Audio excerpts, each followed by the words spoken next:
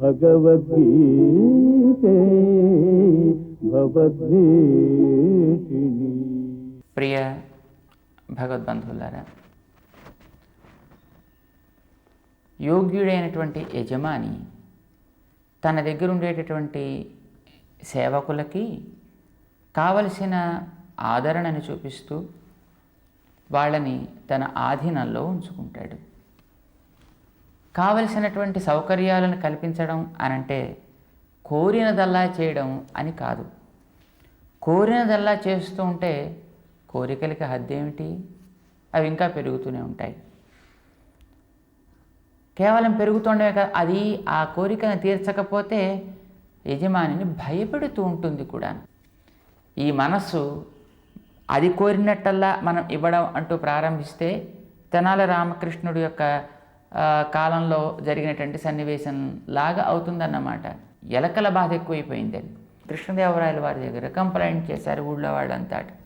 సరే, ఎలకల బాధ తగ్గాలి అంటే సరే ఒక పెద్ద కమిటీ వేసి దాంట్లో పెద్ద డిస్కషన్ చేసి దాని మీద రకరకాల ఎంక్వైరీస్ చేసి దాంట్లో సలహాలు తీసుకొని అందరికీ ఒక్కొక్కడికి ఒక్కొక్క పిల్లిని ఇచ్చినట్టయితే వెంటనే పిల్లల్ని ఇంపోర్ట్ చేసుకున్నారు. మరి పిల్లికి ఆహారం, దానికి సరైన ఆహారం కూడా కావాలి కనుక కల్తీ లేనటువంటి పాలు పొయ్యాలి. మరి పాల కోసం ఆవులు ఇవ్వాలి, ఆవుల కోసం మేపేవాడు కావాలి, అవి మేయడం కోసం భూములు ఇవ్వాలి, దానికోసం వసతులు ఇవ్వాలి. ఇచ్చారు ఒక్కొక్కరికి. సరే, 6 నెలల తర్వాత మళ్ళీ రిపోర్ట్ ఇవ్వాలి అన్నారు. అలాంటి దాంట్లో ఓ ఆవు, ఓ పిల్లి, ల్యాండ్, ఓ పనివాడు మన తెనాలి రామకృష్ణుడికి కూడా వచ్చారట.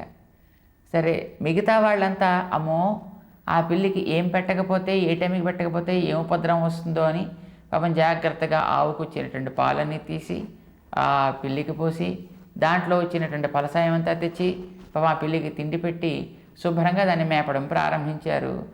ఆ పిల్లి అలాగా ఇంతింత అయిపోవడం ప్రారంభించింది. కానీ దానికి ఎందుకు హాయిగా ఆకలి తీరుతోంది, అన్నం దొరుకుతోంది, పాలు దొరుకుతున్నాయి కనుక శుభ్రంగా పాలు తాగడం, అన్నం తినేయడం. తనకి బెడ్రూమ్ ఒకటి ఉంది కనుక వెళ్ళిపోయి శుభ్రంగా నిద్రపోవడం.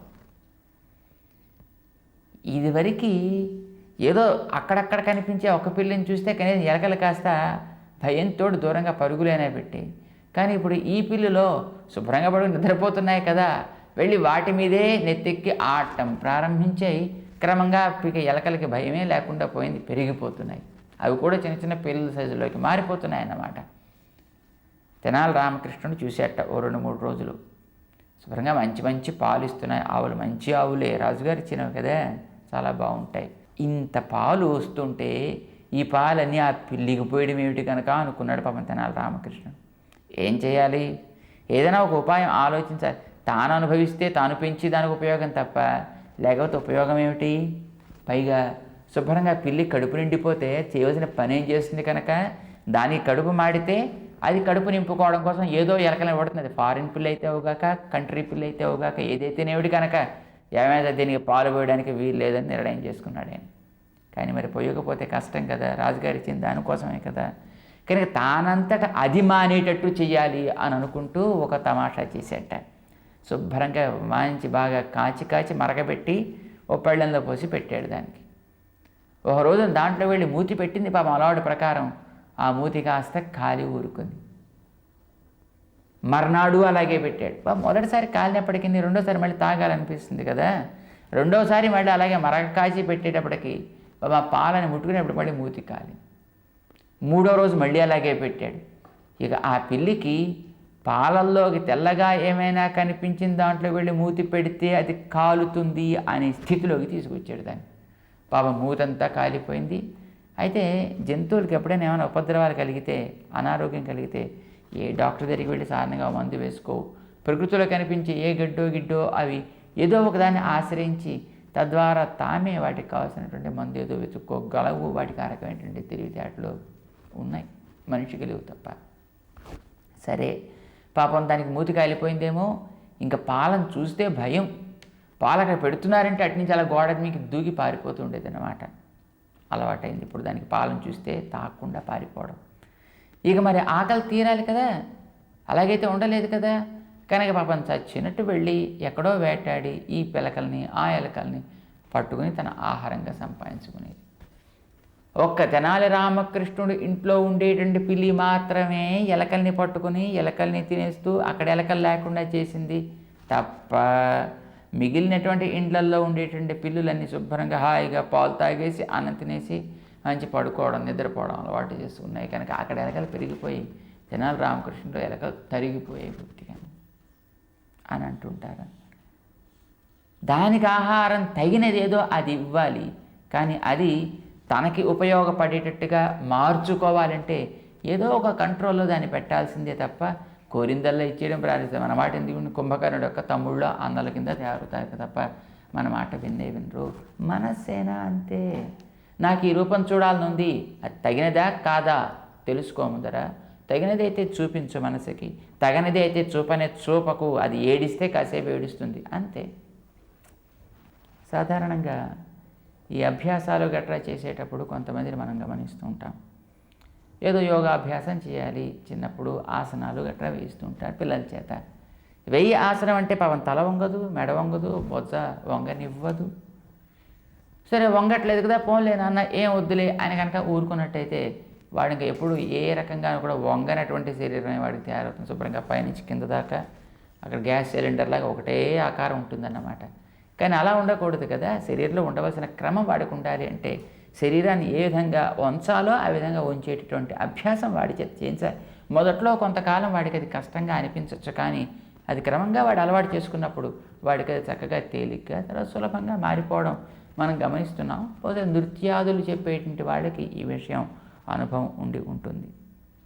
వింటలేదు కదా, మారాన్ చేస్తున్నారు కదా అని అన్నట్టయితే ఎక్కడ అక్కడే ఉండిపోతాయన్నమాట.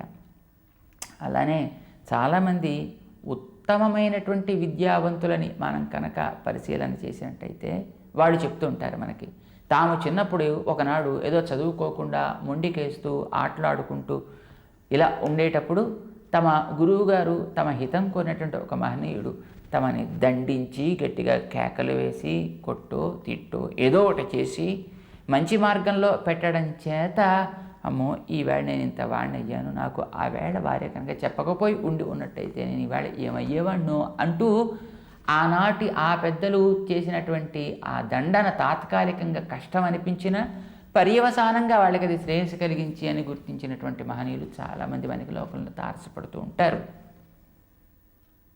మనస్సుని కూడా అట్లాగే అది ఒక నొచ్చుకుంటోంది కదా అని దాని మీద జాలి చూపడానికే వీల్లేదు. మొట్టమొదటి దాన్ని క్రమబద్ధంగా ఉంచవలసిందే, క్రమశిక్షణలో ఉంచవలసిందే. ఎంతవరకు అవసరమైతే అదొక పెద్ద శాస్త్రం అంటారు. అందుకు నేను దాన్ని సైకాలజీ అని పేరు పెట్టారు. దాంట్లో మళ్ళీ ఎన్నో రకరకాల ఉపశాస్త్రాలను కూడా ఇప్పుడు మన వాళ్ళు కనిపెడుతున్నారు.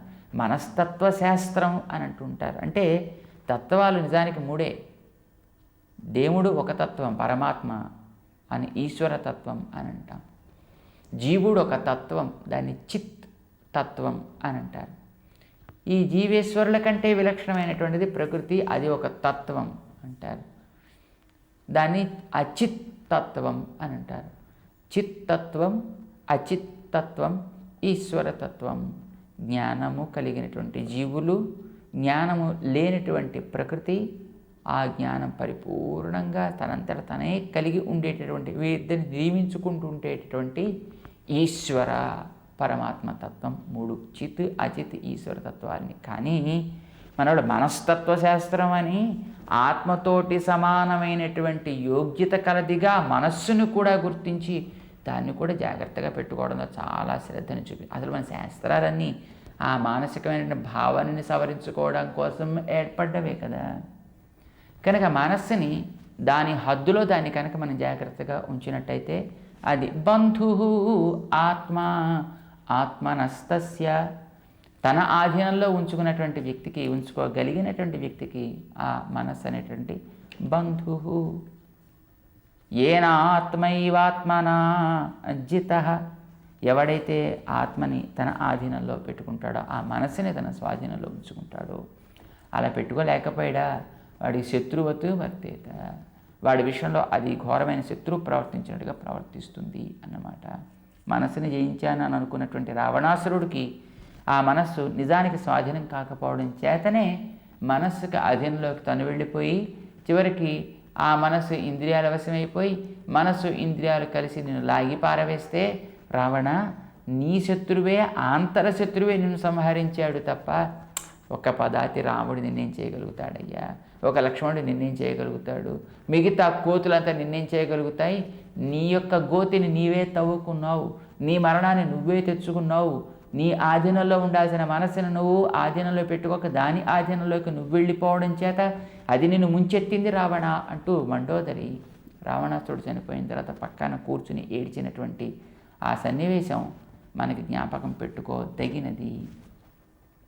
చేత మనస్సు ఎప్పుడు కూడా చక్కగా మన ఆధీనంలో ఉండాలి అని అంటూ స్వామి చెప్తాడనమాట. అయితే దాని మీద ప్రేమను చూపించాలి, దాంట్లో గొప్ప శక్తి ఉంది.